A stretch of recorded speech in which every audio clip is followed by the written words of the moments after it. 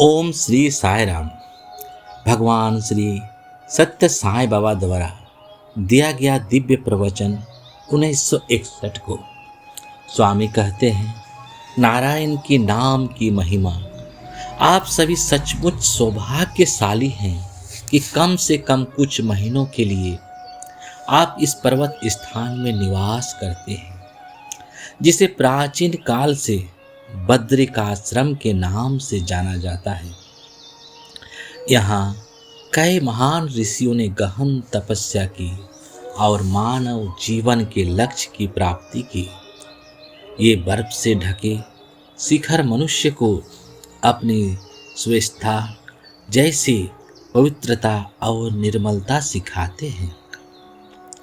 इन घाटियों की मौनता अत्यंत प्रेरक है। जब हृदय अशांत से मुक्त होता है तब जीभ मौन, कान विश्राम में होते हैं।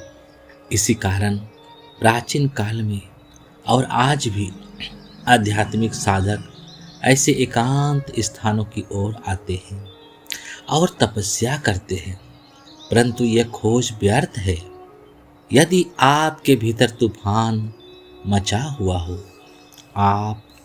क्योंकि आप जहाँ शरीर बैठा है वहाँ नहीं, बल्कि आपका मन है वहाँ।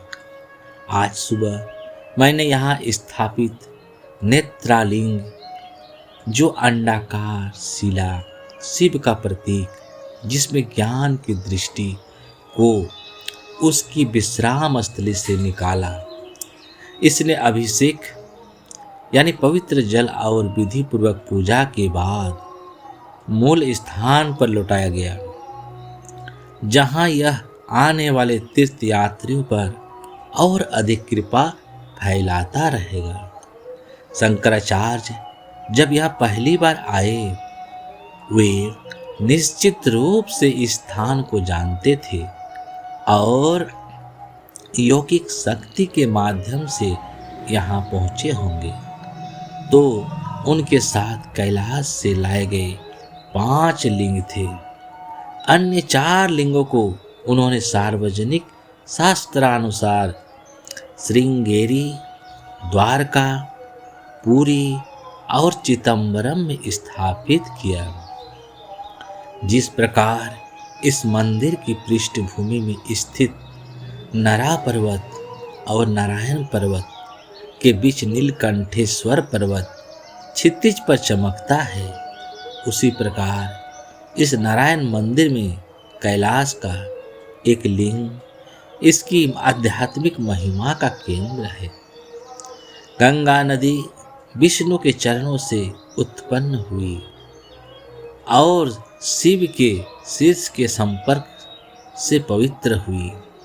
इस प्रकार की कथाएं यह सिखाने के लिए बनाई गई है कि ईश्वर के विभिन्न रूपों में कोई भेद नहीं। जय जय साई राम।